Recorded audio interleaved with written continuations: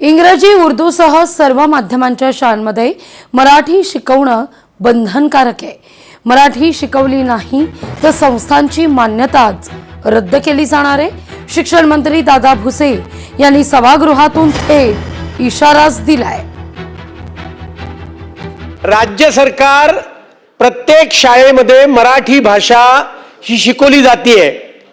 याच्याकरता मराठी भाषेची परीक्षा ही मॅन्डेटरी करणार का, सक्तीची करणार का?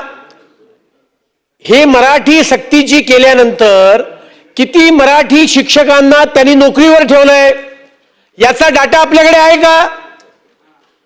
जर का मराठी सक्तीची आहे शिकवणं तर त्याच्यावर मराठी शिक्षक लागतील।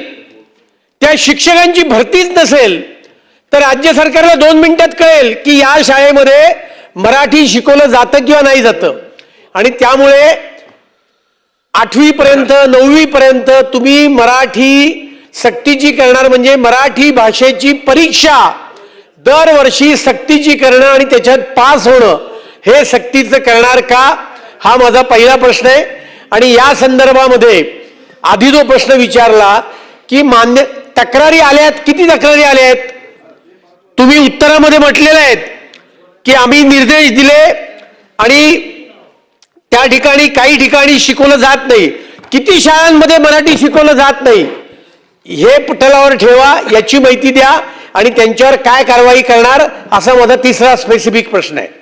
मराठी भाषा सर्व माध्यमांच्या सर्व मंडळांच्या शाळेमध्ये शिकवणं बंधनकारक या संदर्भामध्ये आपल्या शासनाने ऑलरेडी अधिनियम केलेला आहे, कायदा केलेला आहे आणि म्हणून त्याची सर्व शाळांमध्ये अंमलबजावणी झाली पाहिजे।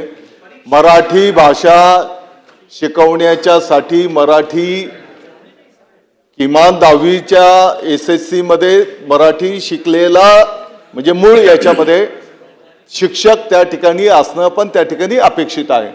आणि म्हणून निश्चितपणे आपल्याही सभागृहाच्या सन्माननीय सदस्यांना मी विनंती आवाहन करतो की आपल्यालाही जर कुठे असं आढळून आलं की या शाळेमध्ये मराठी शिकवलं जात नाही, आपण जर निदर्शनास आणून दिलं तर त्याची तात्काळ चौकशी केली जाईल। चौकशीमधनं त्यांना संधी दिली जाईल आणि संधी देऊनही जर त्याच्यामध्ये सुधारणा झाली नाही तर त्या शाळेवर त्या ठिकाणी कारवाई केली जाईल। लोकशाही मराठी ऐका, पहा, जागरूक रहा।